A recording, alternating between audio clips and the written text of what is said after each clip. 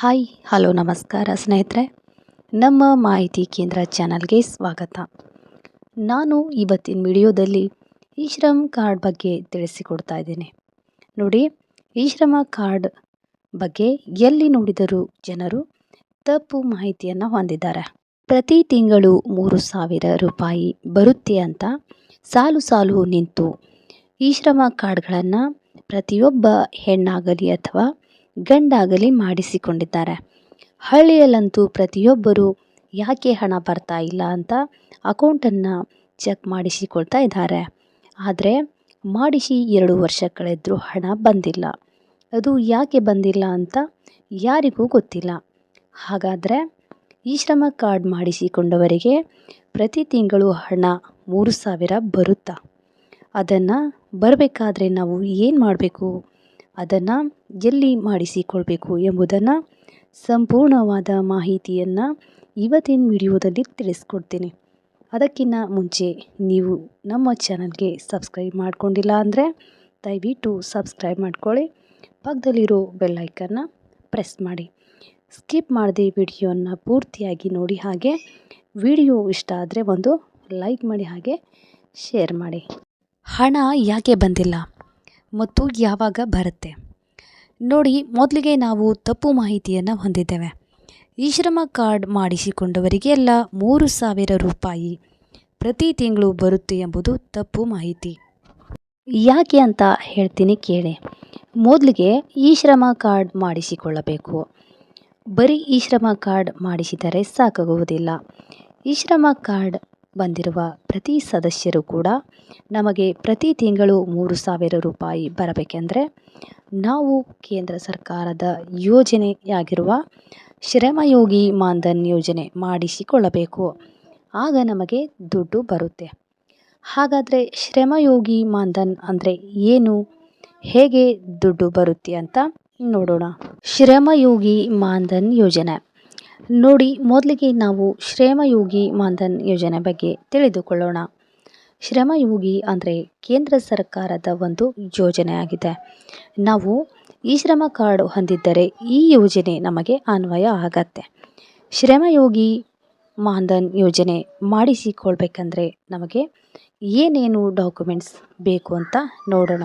ಮೊದಲಿಗೆ Aadhaar card, bank passbook, mobile number ಅಂದರೆ Aadhaar card link ಇರುವ ಮೊಬೈಲ್ ನಂಬರ್, ಹಾಗೆ ಈ ಶ್ರಮ ಕಾರ್ಡ್ ನಮಗೆ ಶ್ರಮಯೋಗಿ ಮಾನ್ಧನ್ ಯೋಜನೆ ಮಾಡಲಿಕ್ಕೆ ಬೇಕಾಗತ್ತೆ.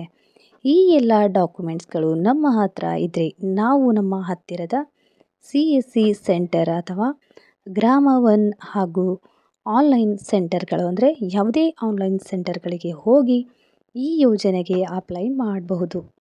ಈ ಎಲ್ಲ ಡಾಕ್ಯುಮೆಂಟ್ಸ್ಗಳು ನಿಮ್ಮ ಹತ್ರ ಇದ್ದರೆ ನಿಮ್ಮ ವಯಸ್ಸಿಗನುಗುಣವಾಗಿ ದುಡ್ಡು ಮೊದಲಿಗೆ ಅಪ್ಲೈ ಮಾಡಿದವರಿಗೆ ಕೊಡಬೇಕಾಗತ್ತೆ.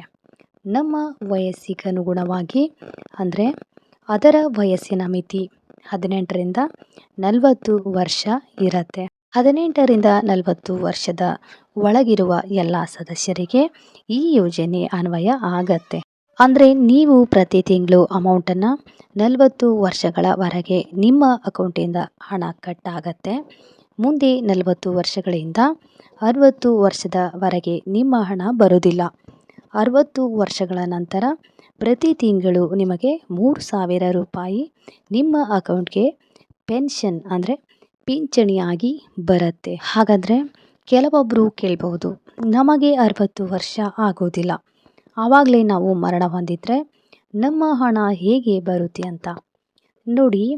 ನೀವು ಈ ಶ್ರಮ ಕಾರ್ಡ್ ಮತ್ತು ಶ್ರಮಯೋಗಿ ಮಾನ್ಧನ್ ಯೋಜನೆ ಮಾಡುವಾಗ ನಿಮಗೆ ನಾಮಿನಿಯಾಗಿ ಯಾರು ಇರ್ತಾರೆ ಅವರಿಗೆ ನೀವು ನಿಧನರಾದ ನಂತರ ಅಂದರೆ ಅವರಿಗೆ 60 ವರ್ಷದ ನಂತರ ಪ್ರತಿ ತಿಂಗಳು 1,500 ರೂಪಾಯಿಗಳಂತೆ ಪೆನ್ಷನ್ ಅಂದರೆ ಪಿಂಚಣಿಯಾಗಿ ಬರುತ್ತೆ. ಕೆಲವೊಬ್ಬರು ಕೇಳಬಹುದು, ಈ ಶ್ರಮ ಕಾರ್ಡ್ ಹೊಂದಿರುವವರು ಪ್ರತಿಯೊಬ್ಬರು ಈ ಯೋಜನೆ ಮಾಡಿಸಿಕೊಳ್ಳಬಹುದಾ ಅಂತ. ಹೌದು, ಮಾಡಿಸಿಕೊಳ್ಬಹುದು. ಏಕೆಂದರೆ ನಾವು ಮಾಡಿಸಿಕೊಂಡಿರುವ ಈ ಶ್ರಮ ಕಾರ್ಡ್ ಅಂದರೆ ಲೇಬರ್ ಕಾರ್ಮಿಕರಿಗೆ, ಬಡಿಗರಿಗೆ, ಕಂಬಾರರಿಗೆ, ಕುಂಬಾರರಿಗೆ ಹಾಗೂ ಟೈಲರಿಂಗ್ ಮಾಡುವ ಪ್ರತಿಯೊಬ್ಬ ಲೇಬರ್ಗಳಿಗೆ ಇರುವುದರಿಂದ ಈ ಯೋಜನೆ ಎಲ್ಲರಿಗೂ ಅನ್ವಯ ಆಗತ್ತೆ. ನೋಡಿ, ಪ್ರತಿಯೊಬ್ಬ ಈ ಶ್ರಮ ಕಾರ್ಡ್ ಹೊಂದಿರುವ ಸದಸ್ಯರು ನೀವು ಇನ್ಮುಂದೆ ಪ್ರತಿ ತಿಂಗಳು 3,000 ಹಣ ಬರುತ್ತೆ ಅಂತ ಕಾಯಬೇಡಿ. ನಿಮಗೆ ಹಣ ಬರಬೇಕಂದ್ರೆ ನೀವು ಈ ಶ್ರಮಯೋಗಿ ಮಾನ್ಧನ್ ಯೋಜನೆ ಮಾಡಿಸಿಕೊಳ್ಳಿ. ನಿಮಗೂ ಕೂಡ ತಿಂಗಳಿಗೊಮ್ಮೆ 3,000 ರೂಪಾಯಿ ಪಿಂಚಣಿಯಾಗಿ ಬರುತ್ತೆ. ಈಗಲಾದರೂ ಈ ತಪ್ಪು ಕಲ್ಪನೆಯಿಂದ ಹೊರಬನ್ನಿ ಅಂತ ಹೇಳ್ತಾ ಇವತ್ತಿನ ವಿಡಿಯೋನ ಮುಗಿಸ್ತಾ ಇದ್ದೀನಿ. ಈ ವಿಡಿಯೋ ಏನಾದರೂ ನಿಮಗೆ ಯೂಸ್ಫುಲ್ ಅಥವಾ ಇಷ್ಟ ಆಗಿದ್ದರೆ ದಯವಿಟ್ಟು ಒಂದು ಲೈಕ್ ಮಾಡಿ, ಹಾಗೆ ಚಾನಲನ್ನು ಸಬ್ಸ್ಕ್ರೈಬ್ ಮಾಡೋದನ್ನು ಮರಿಬೇಡಿ. ಹಾಗೆ ಈ ವಿಡಿಯೋವನ್ನು ನೀವು ಪ್ರತಿಯೊಬ್ಬರಿಗೂ ಶೇರ್ ಮಾಡಿ. ಅವರಲ್ಲಿರುವ ಈ ಶ್ರಮ ಕಾರ್ಡ್ ಹೊಂದಿದವರಿಗೆ 3,000 ರೂಪಾಯಿ ಬರುತ್ತೆ ಎಂಬ ತಪ್ಪು ಕಲ್ಪನೆಯಿಂದ ಹೊರಬರಲಿಕ್ಕೆ ಉಪಯೋಗ ಆಗತ್ತೆ. ಮತ್ತೊಮ್ಮೆ ಎಲ್ಲರಿಗೂ ನಮಸ್ಕಾರ.